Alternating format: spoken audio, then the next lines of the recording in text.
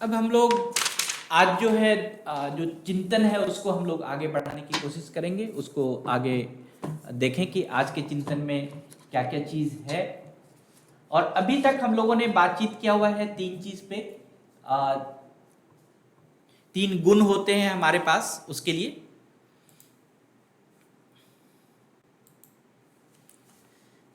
तो जो तीन प्रकृति है मनुष्य में, हमारे जीवात्मा में, वह है पहली प्रकृति। हम लोगों ने तमोगुण के बारे में, तमस प्रकृति के बारे में बात किया, जिसका उदाहरण हमने एक जब बच्चा माँ के गर्भ में होता है वैसा दिया था। वही जो वहाँ की जो स्थिति होती है वैसी स्थिति तमोगुण की होती है। और फिर हमने रजोगुण के बारे में बातचीत किया था। तो रजोगुण की जो स्थिति है एक पिता और पुत्र के समान होती है, कि पिता जैसे एक अपने पुत्र को एक्सेप्ट करता है और उसको समृद्ध करता है, उसी के तरह रजोगुण की प्रवृत्ति होती है कि आप में जब रजोगुण आता है तो आप कुछ देना सीखते हैं। अब हम आज बात करेंगे हम लोग सतोगुण के बारे में। और इसमें जब यमराज और नचिकेता का जब इसमें वार्तालाप हो रहा था तो उसने सतोगुण को जो है बहुत ही अच्छे से बताया कि सतोगुण ही मोक्ष प्राप्ति का या परमात्मा का व्यापक दर्शन हो सकता है। कि इस सतोगुण के कारण आप अपने ब्रह्म से, आप अपने परमात्मा से, आप अपने परम ब्रह्म से मिल सकते हैं, उससे उसके साथ आपकी वार्तालाप हो सकती है, उसको आप जान सकते हैं। तो हम ऐसा कहें कि सतोगुण या जो सत प्रकृति का आगमन जो जीवात्मा में प्रारंभ होता है, तो लगता है कि उस लोगों को ज्ञान मिलना शुरू हो जाता है। लोगों लगता है कि लोग ज्ञान से परिपूर्ण हो जाते हैं, ज्ञान से युक्त हो जाते हैं, कि जिसको कि आंतरिक परिवेश का निर्माण होना शुरू हो जाता है। मीन्स आप बाह्य दुनिया से थोड़ा सा कट के अपने परमात्मा की दुनिया में आना शुरू करते हैं। जब सतोगुण का प्रारंभ होता है तो तभी ही आप समझिए, जब लगता है आपको कि आप परमात्मा के करीब आ रहे हैं, परमात्मा के पास आ रहे हैं, आप ज्यादा अपने आत्मा के करीब हैं, तो आपके जीवन में सतोगुण का प्रारंभ हो जाता है। तो जो हम कहते हैं कि विद्या या पुरुषार्थ या सिद्धि, ये सारी जो कलाएं हैं, कि कोई ज्ञान मिलना, कोई विद्या की प्राप्ति होना, या आप कोई बड़े से बड़े काम कर देते हैं, पुरुषार्थ का काम कर देते हैं, बहुत चमत्कारी काम कर देते हैं कि जो लोग आपसे आशा नहीं करते हैं, या फिर आपको लगता है किसी चीज की आपको सिद्धि मिल गई है, लोग आपसे वो चीज पूछने के लिए आते हैं, ये सतोगुण का प्रभाव होता है। कि जब आपके अंदर सतोगुण आता है तो आप ज्ञानवान होते हैं, साथ साथ आप पुरुषार्थ करते हैं, और फिर आपको लगता है कि कोई चीज की सिद्धि आ गई। तो जब भी हम सतोगुण के बारे में बात करते हैं तो एक इसका व्यवहारिक परिचय, जो इसका विकास है, सतोगुण का विकास है, वो आपके व्यवहार में इसका परिचय दिखता है। कि आपके व्यवहार में, आपके हाव भाव में ये चीज, या आपके आसपास में ये सतोगुण का प्रभाव लोगों को दिखना शुरू हो जाता है। विद्या अर्थात जो हम विद्या के बारे में बात कर रहे हैं, या अध्ययन के बारे में बात कर रहे हैं, कि किसी चीज के बारे में पढ़ना, मनन करना, उसके गुण के बारे में बात करना, या फिर किसी चीज, किसी जीवात्मा के प्रति या किसी वस्तु के प्रति जो आपका, उसके प्रति आपका जो एनालिसिस है, आपका जो ज्ञान है, ज्यादा होना, तो इस तरह से सतोगुण का प्रभाव आना शुरू हो जाता है। जो मैं सिद्धि कह रहा हूं, सिद्धि कोई तंत्र मंत्र की सिद्धि नहीं है। आप ये ध्यान में रखिएगा कि मेरी जो सिद्धि कहने का मतलब है, सिद्धि 5 प्रकार की होती है। और ये वेद के हिसाब से मैं बता रहा हूं कि सबसे पहली जो सिद्धि है ऊह की सिद्धि है। ऊह का तात्पर्य है कि जन्मजात योग्यता, या जो पूर्व जन्म के संस्कार हमारे अंदर है, उसका जो फल हमें मिल रहा है, उसके बारे में जो हमारा स्वयं का तत्व ज्ञान है, उसको हम ऊह कहते हैं। मतलब जो देखते हैं कि जन्म से ही कोई बच्चा बड़ा ही उज्जवल होता है, बहुत ही प्रभावशाली होता है, तो ये जो सिद्धि है ऊह की सिद्धि है। पहली जो सिद्धि है वो जन्मजात सिद्धि लोगों में, मनुष्य में होता है। दूसरी जो सिद्धि है वो शब्द की सिद्धि है। शब्द की सिद्धि का अर्थ है कि जो गुरु के द्वारा ज्ञान प्राप्त होता है, या कहीं से भी आध्यात्मिकता की तरफ आप अग्रसर होते हैं, आप सेल्फ स्पिरिचुअलाइजेशन, या आप कहें कि आत्मा परमात्मा, या फिर आप खुद को ज्यादा समझने लगते हैं, जो शब्द आपके हैं उसकी सिद्धि जो है वो दूसरी सिद्धि है। तीसरी सिद्धि जो है वो अध्ययन की सिद्धि है, मतलब कि आप किसी के बारे में पढ़ते हैं, गुरु से पढ़ते हैं या विद्या लेते हैं, तो ये हम कहते हैं कहीं गुरु से पढ़ना या विद्या लेना, ये तो एक प्रोसेस है, एक प्रक्रिया है। लेकिन जो तत्व ज्ञान है इसके बारे में आप निरंतर उस अध्ययन को करेंगे, निरंतर उस चीज को पढ़ेंगे, कोई चीज को 5 बार पढ़ेंगे, 10 बार पढ़ेंगे, तो इसको अध्ययन की सिद्धि कहते हैं कि आप उसके बारे में बहुत बार बार पढ़ रहे हैं, निरंतर उसके बारे में ज्ञान विकसित कर रहे हैं, और फिर एक निश्चित मार्ग है कि आपको उस चीज के बारे में बहुत सारा चीज आ जाता है। और जो चौथी सिद्धि है वो है सुहृदयता की, सुहृदय प्राप्ति की सिद्धि है। इसका आशय है कि आपको जो है सहृदय का मतलब है कि हमारे जैसे मन है वैसे ही मन के व्यक्ति का मिलन होना।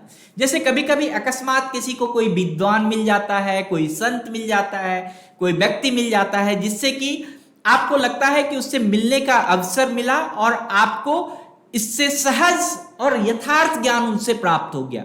मतलब कि किसी व्यक्ति से मिलकर, किसी संत से मिलकर, किसी ज्ञानी से मिलकर भी आपको कोई चीज का ज्ञान मिलता है, जिसको हम कहते हैं सुहृदयता की प्राप्ति। और जो पांचवी सिद्धि है वो कहते हैं दानशील की सिद्धि है। दानशील व्यक्ति जो है सत्संग में अधिक समय निकालते हैं, उसका हृदय जो है अच्छे कर्मों में पवित्र हो जाता है, अच्छे काम करते हैं। दान देने का मतलब हम कोई चीज दे रहे हैं, चाहे वो ज्ञान की चीज दे रहे हैं, चाहे धन दे रहे हैं, कोई भी चीज अगर आप देना शुरू करेंगे तो वो भी एक सिद्धि है, जिस सिद्धि से आपका जो हृदय है वो पवित्र होता है सबसे पहले। इसलिए जो भी ज्ञान, जो भी चीज, जो भी संभावनाएं आपको दान की सिद्धि से मिलती है वो बहुत बड़ी सिद्धि है। तो इस तरह से 5 तरह की सिद्धि होती है। ऊ की सिद्धि जिसको हम कहते हैं कि कोई जन्मजात सिद्धि है। दूसरी जो सिद्धि है वह है सिद्धि शब्द की सिद्धि है, जिसको कि आप किसी गुरु या किसी विद्या से प्राप्त करते हैं। तीसरी सिद्धि जो अध्ययन से है कि किसी चीज के बारे में बार बार पढ़ के, बार बार उसके बारे में विश्लेषण करके आपको प्राप्त होता है। चौथी सिद्धि जो है सुहृदय प्राप्ति की है कि किसी के मिलने से, किसी के संत के मिलने से, किसी के ज्ञानी का आपके जीवन में कोई प्रभाव होने से उससे मिलती है। और जो पांचवी सिद्धि है वो दान की सिद्धि है। तो जो सत प्रकृति है, जो सत गुण है, इसमें ये 5 प्रकार की सिद्धि जो है, इसमें से आपको लगेगा कि ये सिद्धियां हमारे पास आने लगी है। सतगुण के प्रभाव से, सतगुण की प्रकृति आने से ये 5 सिद्धि आने लगी है, इसका आभास होता है।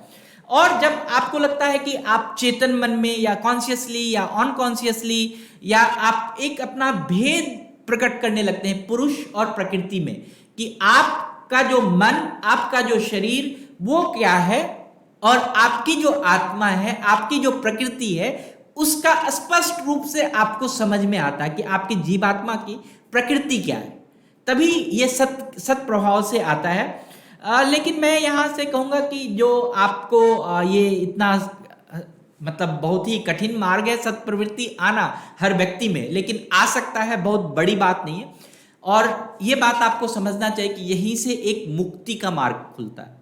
मुक्ति मतलब कि जो किसी ने पूछा था हमें कि मोक्ष क्या होता है, मुक्ति क्या होती है, तो मुक्ति का मार्ग आपको सत प्रवृत्ति आने के साथ खुलता है। और जिसमें क्या होता है कि 3 प्रकार के जो दुख हैं हमारे आसपास, आध्यात्मिक दुख है कि हम अपने आप को जान नहीं सकते हैं, कि हमें लगता है कि किसी प्रकार का जो आध्यात्मिक है कि स्पिरिचुअलिटी के थ्रू कि हमारे मन दुखी रहते हैं, हमारा हृदय दुखी रहता है, हम बड़े ही निर्मल स्थिति में है कि कोई शरीर में दर्द नहीं है लेकिन हम मानसिक रूप से बड़ी वेदना में रहते हैं।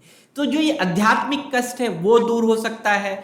जो आदि भौतिक कष्ट है कि लगता है कि जो आपके आसपास के वातावरण के कारण हो रहा है, चाहे वो आपका कोई क्षति हो रहा है किसी चीज के बारे में, हम लोग इसके बारे में भी बात करेंगे। और फिर जो आदि दैविक का कष्ट है, जैसे कि कोई प्राकृतिक आपदा के कारण कोई कष्ट है, तो जो ये दुख बहन की क्षमता है, जो हमारी आत्मा है वो इस दुख बहन की क्षमता से परे है। लेकिन शरीर क्या होता है कि वो हमें इस दुख का आभास दिलाती रहती है।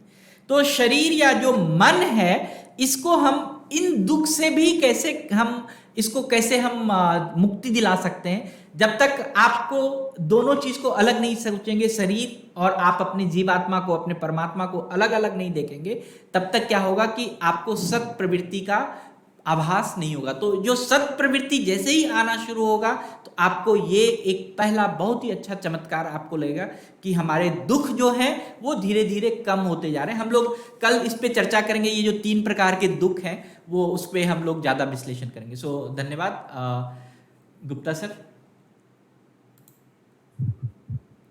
प्रणाम सर सबको, नमस्कार। नमस्कार सर।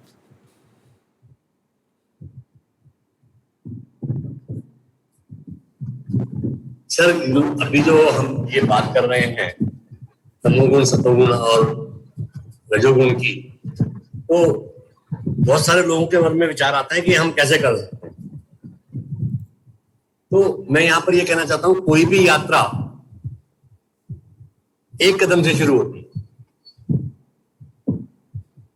आप जिस भी दिशा में जाना चाहते हैं, जो भी आपने लक्ष्य निर्धारित किया है, कम से कम वहां पर एक कदम तो बढ़ाइए, तो रास्ते अपने आप खुलते जाएंगे।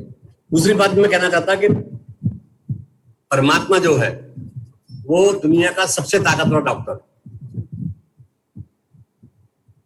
नंबर 1, और प्रार्थना जो है दुनिया की सबसे बड़ी दवाई है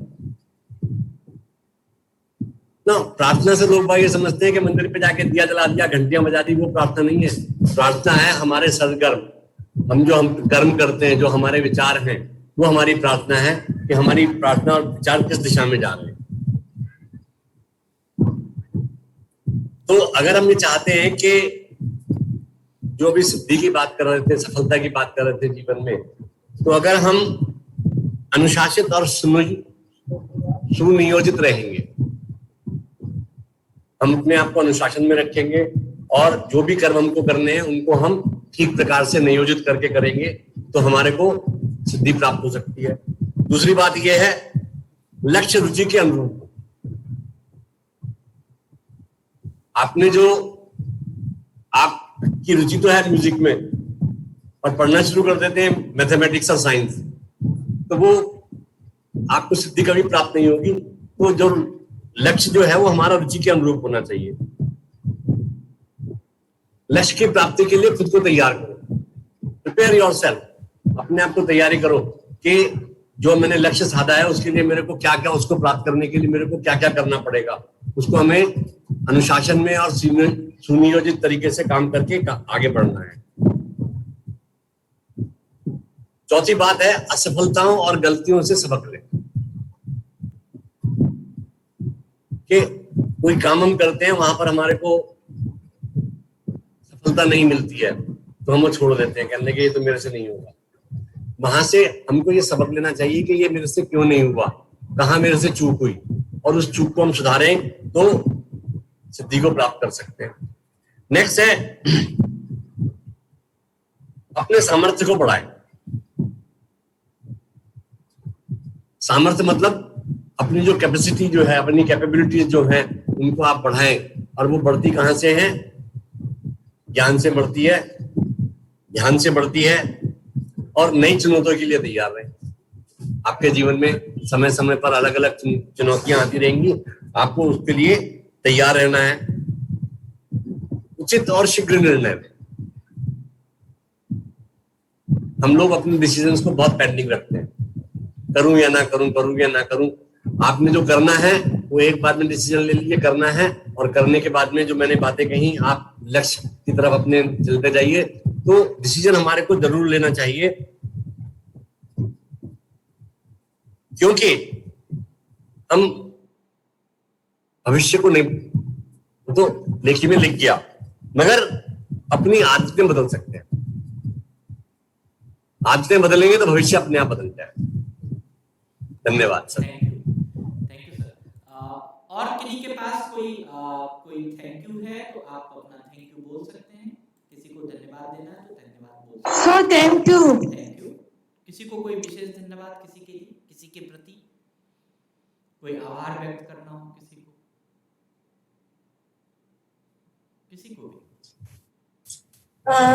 सर अभी सूचना मिली है कि भारत सरकार निपिट सिकंदराबाद के थ्रू हमारे जितने भी स्कूल और जो दिशाकम विकास के स्टूडेंट हैं उनके लिए कुछ TLM किट आ रहा है, तो इसीलिए मैं निपिट भारत सरकार को इसके लिए बहुत बहुत धन्यवाद देना चाहूंगी।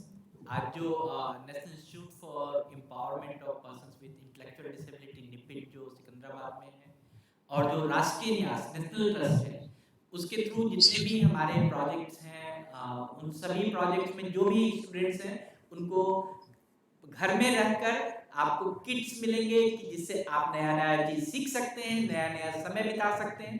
तो जो टीचिंग लर्निंग जो सीखने और सिखाने का जो सामग्री है, प्रशिक्षण सामग्री है, वह आपको सरकार दे रही है। सो आप हम सभी उनको धन्यवाद देते हैं। कोई प्रश्न है किसी के पास तो आप पूछ सकते हैं, किसी के भी पास कोई प्रश्न है तो पूछ सकते हैं।